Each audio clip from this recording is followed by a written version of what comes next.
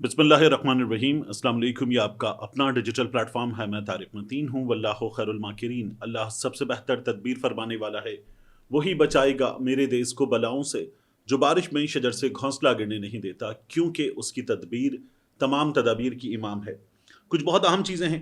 पाकिस्तान में कुछ चीज़ों की डायरेक्शन सेट होने जा रही है, और इस वक्त जो पाकिस्तान में जबर की फ़िज़ा है, सियासतदानों के, पॉलिटिकल वर्कर्स के, सहाफ़ियों के आवाज़ उठाने पर, बात करने पर एक पाबंदी सी है। इस पाबंदी को ये सेटअप और बढ़ाएगा।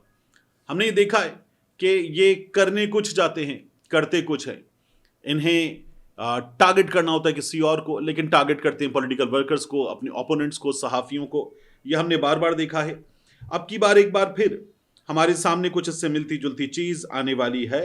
इस बारे में मैं सबसे पहले आपको ये बताऊं कि ये बताया जा रहा है कि कौमी सलामती पार्लिमानी कमेटी का इजलास जो पार्लियामान में हुआ था, उसमें ये बताया जा रहा है कि army chief general Asim Munir साहब ने कुछ सिफारिशात दी, और उन सिफारिशात को सामने रखकर दहशतगर्दी के खिलाफ, दहशतगर्दी के रुझानात के खात्मे के लिए कुछ कवानीन बनाने का फैसला हुआ है, जिससे कानून नाफिज करने वाले इदारों को, पुलिस को, फौज को, एजेंसियों को, एफसी को, दीगर इदारों को, रेंजर्स को कुछ इख्तियारात मिल जाएंगे। ये कानून गौर करने इन कवानीन पर और इनकी मंजूरी के लिए कौमी असम्बली का और सेनेट का इजलास, अलग अलग इजलास, ये 7 और 8 अप्रैल को तलब करने का फैसला किया गया है। ये जो कवानीन है, ये हार्ड स्टेट के तकाजों से हम आहंग होंगे। आर्मी चीफ साहब ने कहा था कि कब तक हम सॉफ्ट स्टेट बने रहेंगे, हमें हार्ड स्टेट बनना होगा। तो बताया जा रहा है कि ये हार्ड स्टेट के तकाजों से हम आहंग होंगे, और इन कवानीन में सनसेट क्लॉजेस भी होंगी। सनसेट क्लॉज क्या होती है कि जब आप कोई कानून मंजूर करें, लेकिन ये उसमें शामिल कर दे कि ये कानून इतने अरसे के लिए है, इतने अरसे के बाद ये अज खुद ख़त्म हो जाएगा। तो जो चीज़ें की जा रही हैं उनमें सनसेट क्लॉजेस भी होंगी। ये कवानीन आइन में दस्तयाब शहरी आज़ादियों पर असरअंदाज नहीं होंगे। इसका मतलब तो यह है कि जो बुनियादी शहरी आज़ादी है उस पर असरअंदाज नहीं होंगे, यानी कि इजहार राय की आज़ादी, पॉलिटिकल एफिलिएशन की आज़ादी, इज्तिमा की आज़ादी। लेकिन ये तीनों आज़ादियाँ मैं देखता हूँ कि हमारे यहाँ इस वक्त हुकूमत ने इनको सल्ब किया हुआ है। लोग बगैर बताए उठा लिए जाते हैं, बगैर गिरफ्तारी के, अदालत को भी नहीं पता होता, गायब होते हैं। अहमद नूरानी के भाई गायब हैं, पाकिस्तान तहरीक इंसाफ के 5 वर्कर्स गायब हैं, इसके अलावा भी लोग गायब हो जाते हैं। फिर उसके बाद इसमें बताया जा रहा है कि जो पार्लियामान के ऐवान हैं उनके ये इजलास 2 हफ्ते जारी रहेंगे। इसका मतलब यह है कि इन पर अच्छी खासी डेलिब्रेशंस होंगी, वक्त लिया जाएगा और फिर ये काम किया जाएगा। और इनमें दहशतगर्दी और सदर आसिफ अली जरदारी का जो खिताब है उस पर बहस होगी। दहशतगर्दी के इल्जामात में माखूज तहरीक इंसाफ के सेनेटर चौधरी एजाज, जो हमारे सेनेट के चेयरमैन यूसुफ रजा गिलानी के प्रोडक्शन ऑर्डर के बावजूद भी एजाज चौधरी साहब पेश नहीं किए गए, उनको प्रोडक्शन ऑर्डर पर ऐवान में लाने का मामला दिलचस्प रहेगा। वफाकी हुकूमत कौमी सलामती की पार्लिमानी कमेटी के इजलास में आर्मी के चीफ जनरल आसिम मुनीर की सिफारिशात की रोशनी में दहशतगर्दी के खात्मे और उसके रुझानात पर काबू पाने के लिए कानून नाफिज करने वाले इदारों को मतलूबा इख्तियारात फराहम करने की गर्ज से कानून साजी के लिए पीर को 7 अप्रैल को कौमी असम्बली का और उसके अगले रोज सेनेट का इजलास तलब करने का फैसला किया है। स्वाले जाफिर साहब इस बारे में खबर दे रहे हैं और भी बताते हैं कि ये जो तजवीज़ करदा कानून है, इसके लिए सिफारिशात और तजावीज़ इनको तय करने पर तेज़ी से काम हो रहा है। इस सिलसिले में आज़म नज़ीर तारड़ साहब वज़ीर कानून वो खुसूसी जिम्मेदारियाँ अंजाम दे रहे हैं, मुख्तलिफ वजारतों से, उनके वज़रा से मुशावरत कर रहे हैं, और कानूनी मुसवदे पर इब्तिदाई काम मुकम्मल कर लिया गया है, और जैसे ज़रूरत पड़ी सूबाई हुकूमतों को भी मुशावरत में शामिल किया जाएगा। तो हमारे यहाँ मज़ीद हमें सख्तियाँ होती हुई नज़र आएंगी। इस वक्त भी जो हम हालात देख रहे हैं उनमें सख्तियाँ ठीक ठाक है। इससे ज़्यादा सख्तियाँ क्या होंगी, तो वो सख्तियाँ इससे ज़्यादा अब हमें यहाँ से पता चलेगा कि क्या होंगी। एक और ख़बर मैं रोज़नामा एक्सप्रेस में देख रहा था। उस खबर के मुताबिक दहशतगर्दी के खिलाफ हुकूमत के वाज़े और दो टोक मौक़िफ़ पर वज़ीर आज़म की सदारत में वफाकी और सूबाई क़यादत की बड़ी बैठक हुई है। इसमें फैसले किए गए हैं। फैसला यह किया गया कि जाफर एक्सप्रेस के हमलावरों को दुनिया के सामने بے نقاب کرنے میں کوئی کسر نہ چھوڑی جائے، جبکہ روایتی اور ڈیجیٹل میڈیا پر ملک دشمن مہم کا منہ توڑ جواب دیا جائے۔ تو روایتی میڈیا پر یعنی کہ جو ہمارا اخبار ہے یا ٹیلی ویژن ہے، یہاں کون سی ملک دشمن مہم ہو رہی ہے؟ ڈیجیٹل میڈیا پر ہو رہی ہے کسی حد تک، لیکن روایتی میڈیا پر تو کوئی ملک دشمن مہم نہیں ہو رہی۔ یہاں پر تو اپوزیشن کی بات بھی نہیں چلائی جاتی۔ پھر ڈیجیٹل میڈیا ہے، یہاں یہ جو جعفر ایکسپریس پر حملہ کرنے والے دہشت گرد ہیں، ان کے کچھ ساتھی اپنے پیغامات چلاتے ہیں اور ظاہر ہے کہ کچھ اس پر بات بھی کرتے ہیں، تنقید بھی کرتے ہیں۔ جو ریاستی ادارے ہیں ان کی پالیسیز پر تنقید بھی کرتے ہیں، آزاد تجزیہ کار بھی، صحافی بھی، سیاستدان بھی۔ ان میں سے کوئی کسی کی بات کو کوٹ بھی کر دے تو اس پر بھی گرفتار ہو جاتا ہے۔ وحید مراد گرفتار ہوئے ہیں، ویسے اٹھائے گئے تھے پہلے لیکن پھر گرفتار ہو گئے۔ اب یہ بتایا جا رہا ہے کہ اس بڑی بیٹھک میں کیا ہوا۔ نیشنل ایکشن پلان کے تحت قومی بیانیے کو مضبوط کرنے پر اتفاق کر لیا گیا ہے۔ قومی بیانیہ کمیٹی کو دہشت گردوں اور شرپسندوں کے سدباب کے لیے مؤثر اور سرگرم بیانیہ بنانے کی ہدایت کی گئی ہے۔ ہم نے پچھلے کچھ عرصے میں یہ جو ورڈ ہے نا بیانیہ، نریٹو، اس کا بہت استعمال دیکھا ہے اور یہ بار بار کہا جاتا ہے بیانیہ تو پاکستان تحریک انصاف کے پاس ہے، بیانیہ بنانا پاکستان تحریک انصاف کو آتا ہے، نون لیگ کا کوئی بیانیہ نہیں ہے، حکومت کا کوئی بیانیہ نہیں ہے، تو حکومت قومی بیانیہ بنائے گی، یہ کہا جا رہا ہے۔ نہیں، قومی بیانیہ سب مل کر بناتے ہیں۔ کیا اس وقت سب مل کر کام کر رہے ہیں؟ نہیں۔ کیا سب مل کر ساتھ چل رہے ہیں؟ نہیں۔ ایک جماعت، اس کو بالکل، اور سب سے بڑی جماعت بالکل باہر کر دیا گیا ہے۔ پھر یہ ہو رہا ہے کہ قومی بیانیے اور ملک کی سلامتی کے خلاف کسی بھی قسم کے مواد کا سدباب کیا جائے گا۔ اچھی باتیں کرنا چاہیے۔ ملک کی سلامتی اور ہم آہنگی کے لیے تمام صوبوں کا تعاون اور آپس کے روابط بڑھانے پر اتفاق ہوا، یہ بھی ہونا چاہیے۔ قومی بیانیے کو نوجوانوں تک پہنچانے کے لیے فلم اور ڈراموں میں ایسے قومی موضوعات اپنائے جائیں گے جس سے شرپسندوں کے بیانی کا مؤثر مقابلہ ہو۔ میں دیکھ رہا تھا، بڑا وائرل ہو رہا ہے ایک کلپ جس میں ایک صاحب جو ہیں وہ آ کے ایک خاتون کو بہت ہی نامناسب انداز میں ان کو وہ اپنی باہوں میں لے لیتے ہیں، اور یہ ہمارے ٹی وی ڈرامے کا کلپ ہے۔ تو وہ خاتون جو ہے ان سے ان کی عمر، زیڑ جامہ، نہ جانے کیا کچھ پوچھتی ہیں۔ یہ ہمارے ڈراموں میں چل رہا ہے۔ ہمارے ڈراموں میں سسر کی بہو سے محبت، بہو کی دوسرے بھائی سے، شوہر کے علاوہ دیور سے محبت، یہ ہمارے ڈراموں میں چل رہا ہے۔ ہمارے ڈراموں میں کالج کے لڑکے لڑکیوں کی محبت اور چھچھور پن چل رہا ہے۔ تو اگر قومی بیانی سے متعلق کچھ ڈرامہ، کوئی پروڈکشن ٹیلی ویژن پر ہوتی ہے تو دیکھتے ہیں کہ کیا ہوتی ہے۔ اس سے پہلے ہم نے دیکھا ہے کہ ایسی پروڈکشنز جو ہیں جو ہوئی ہیں ان کو ایک بڑے خاص انداز میں بنایا جاتا ہے۔ ان میں کچھ لوگوں کو بالکل اچھا اور باقی تمام لوگوں کو بہت برا دکھایا جاتا ہے۔ اب کی بار دیکھتے ہیں کہ کیا ہوگا۔ قومی بیانی کے لیے ڈیجیٹل میڈیا پر بھی مواد نشر کیا جائے گا۔ دہشت گردی کے منفی معاشرتی اثرات کو اجاگر کیا جائے اور سوشل میڈیا پر جھوٹی خبروں کا سدباب کیا جائے۔ سوشل میڈیا پر ابھی جب سانحہ جعفر ایکسپریس ہوا تو ہماری حکومت، ہمارے ادارے، ان کی جانب سے معلومات ہی نہیں تھی۔ جب معلومات نہیں ہوں گی تو گیپ ہوگا اور اس گیپ کو فل کرتی ہے فیک نیوز۔ ہم نے یہاں آپ کو بتایا کہ کچھ باتیں ہیں جو بی ایل اے والے بتا رہے ہیں اور ان میں سے ایک بات بھی رپورٹ نہیں کی۔ ہم نے کہا وہ مختلف بات کر رہے ہیں، لیکن ان کا نمبر، ان کی تعداد، ان کا کہنا ہم نے رپورٹ نہیں کیا۔ ان کا لیفلیٹ، اس کا اوپری حصہ دکھایا کہ یہ لوگ بھی کچھ کر رہے ہیں، لیکن کیا کہتے ہیں یہ ہم نے آپ کو نہیں دکھایا۔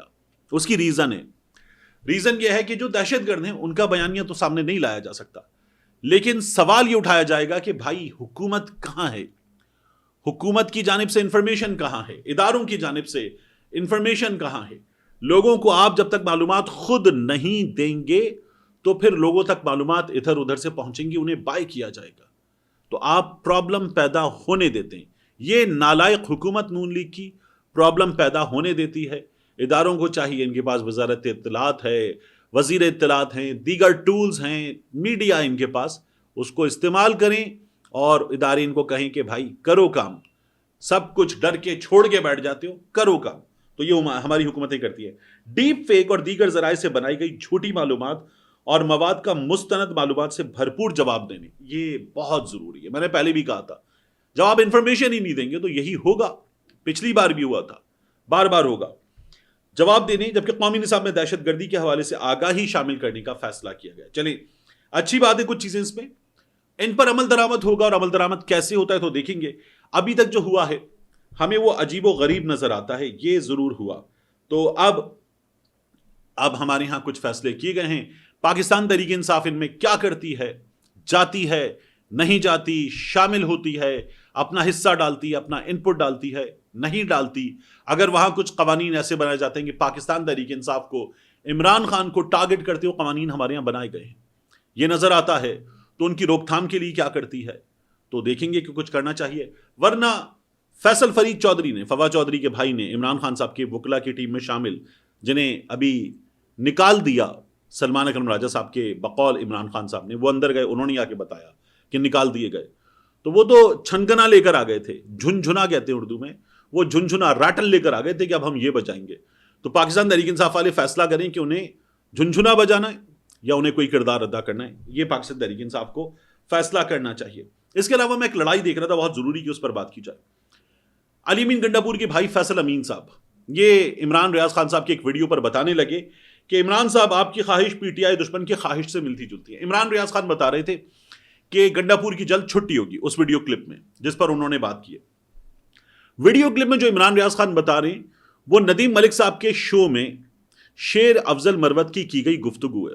اب اس پر فیصل امین صاحب نے کیا لکھا؟ علی امین نے صف اول سے ہر پارٹی کے احتجاج کو منظم کیا، اس کی قیادت کی۔ 9 مئی سے لے کر اب تک وہ پی کے تمام گرفتار کارکنوں کے خاندانوں کی مالی مدد کر رہے ہیں۔ اس نے 2200 کارکنوں کو رہا کروایا۔ اکتوبر کا احتجاج، اب 26 نومبر کے بعد گرفتار کی گئے 5500 الگ ہیں جن کی رہائی کا عمل ابھی جاری ہے۔ اس نے اس وقت سے لے کر اب تک 9 مئی کے تمام خاندانوں کی مالی امداد اور گرفتار ورکرز کے ضمانتی مچلکوں کی ادائیگی اپنی جیب سے کی ہے۔ یہ فیصل امین صاحب بتا رہے ہیں۔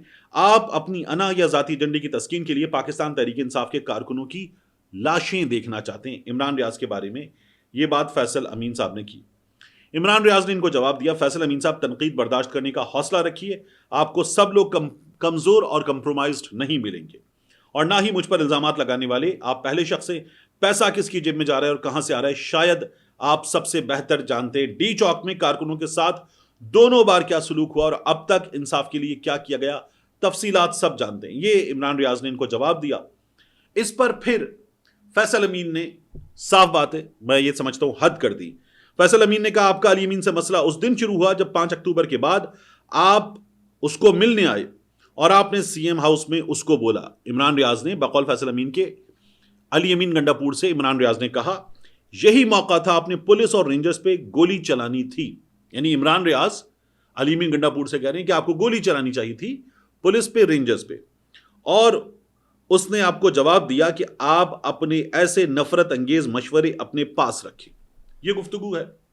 اب میں آپ کو بتا دیتا ہوں فیصل امین صاحب، علی امین گنڈاپور صاحب کی کابینہ میں شامل ایک صاحب نے، اور یہ میں حلفن کہہ رہا ہوں، حلفن، رمضان میں روزے کی حالت میں حلفن کہہ رہا ہوں، علی امین گنڈاپور صاحب کی کابینہ میں شامل ایک صاحب نے مجھے یہ کہا، میں نے جب ان کو بتایا نا کہ یار یہ کیا بتا رہے ہیں گنڈاپور صاحب، کہ میں پہاڑ چڑھا، پہاڑ اترا، ادھر گیا ادھر گیا، یہاں گیا، شانگلہ چلا گیا، پھر جا کے میں پہنچا، اس کو فون کیا، اس کو فون کیا، ایک بندے سے لے کے۔